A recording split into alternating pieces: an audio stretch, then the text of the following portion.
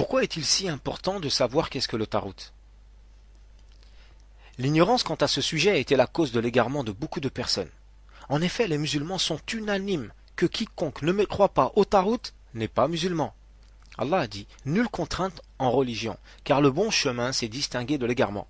Donc, quiconque mécroit au tarout, tandis qu'il croit en Allah, saisit y lance la plus solide qui ne peut se briser. Et Allah est audient et omniscient. » Sourate 2, verset 256.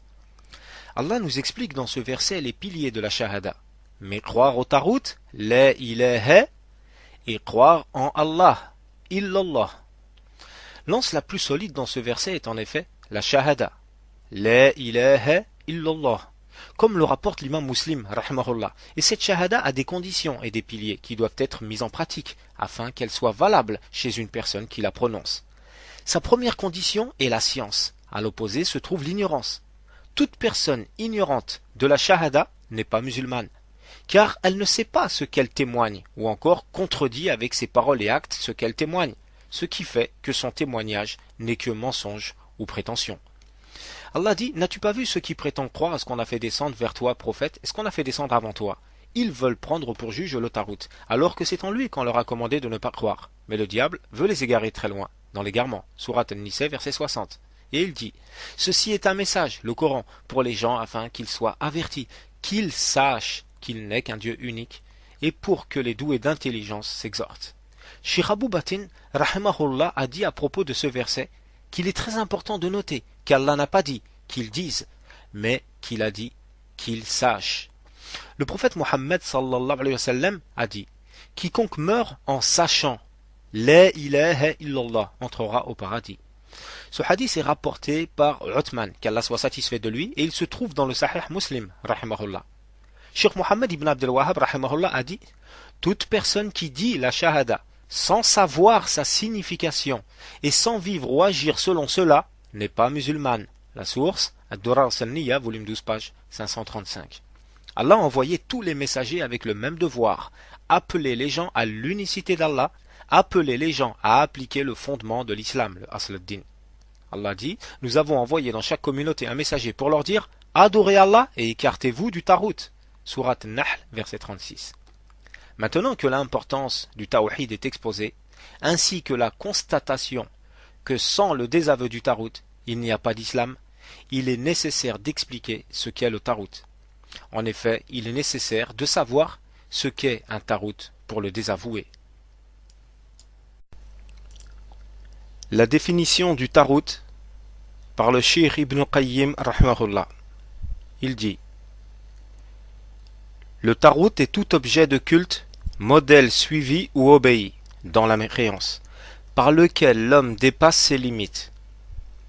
Le tarout de chaque peuple est donc celui à qui il demande jugement, au lieu d'Allah et de son messager, sallallahu alayhi wa sallam, ou ce qu'ils adorent d'autre qu'Allah, ou à qui ils obéissent sans que cela ne soit d'après une preuve venant d'Allah, ou à qui ils obéissent sans savoir s'ils obéissent en cela à Allah. Tous ceux-ci sont les tawarides de ce monde. Si tu les remarques, et que tu remarques la situation des gens envers eux, tu constateras que beaucoup d'entre eux se sont détournés de l'adoration d'Allah pour aller adorer le tarout, ou de l'obéissance d'Allah et du suivi du messager sallallahu alayhi wa sallam pour obéir au tarout et le suivre. Toute personne que les gens ont élue pour qu'elle juge entre eux avec des lois contraires au jugement d'Allah est un tarout.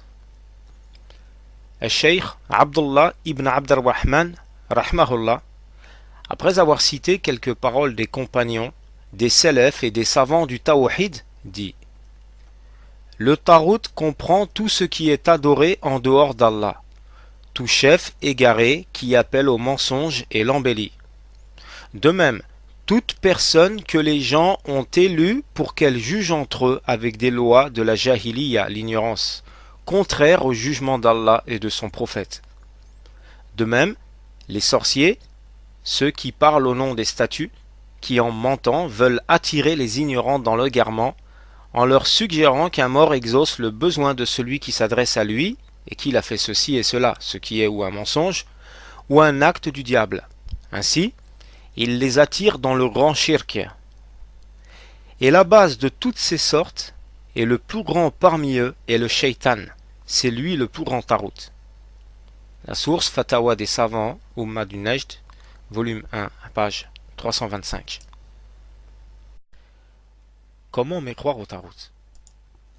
Mohammed ibn Abd al-Wahhab rahimahullah a dit: sache qu'Allah te fasse miséricorde, que la première chose qu'Allah a ordonnée au fils d'Adam est de mécroire au tarout et d'avoir foi en Allah.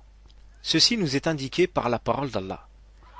Nous avons envoyé à chaque communauté un messager pour dire: adorez Allah et écartez-vous du tarout. Sourate 16, verset 36. Quant à la façon de mécroire au tarout, c'est premièrement de croire en la nullité de l'adoration d'un autre qu'Allah. Deuxièmement, de la délaisser. Troisièmement, de la détester. Quatrièmement, de déclarer mécréant celui qui la pratique. Cinquièmement, de prendre pour ennemi ses adeptes. Quant à la façon d'avoir foi en Allah, c'est que tu crois qu'Allah est la seule et unique divinité qu'il faut adorer, en excluant toute autre chose, en ne vouant toutes sortes d'adorations qu'à Allah, et en rejetant toute adoration vouée à un autre qu'Allah. C'est aussi le fait d'aimer ceux qui ne vouent leur adoration qu'à Allah et de les prendre pour alliés, et de détester les gens du shirk, du polythéisme, et de les considérer comme ennemis. Et c'est cela la religion d'Ibrahim. Toute personne qui s'en éloigne a rabaissé son âme. Et c'est cela l'exemple qu'Allah nous a demandé de suivre quand il dit: certes, vous avez eu un bel exemple à suivre en Ibrahim et en ceux qui étaient avec lui. Quand ils dirent à leur peuple: nous vous désavouons, vous et ceux que vous adorez en dehors d'Allah. Nous mécroyons en vous. Désormais, entre vous et nous, l'inimitié et la haine sont à jamais déclarées jusqu'à ce que vous croyiez en Allah seul. Sourate 60, verset 4.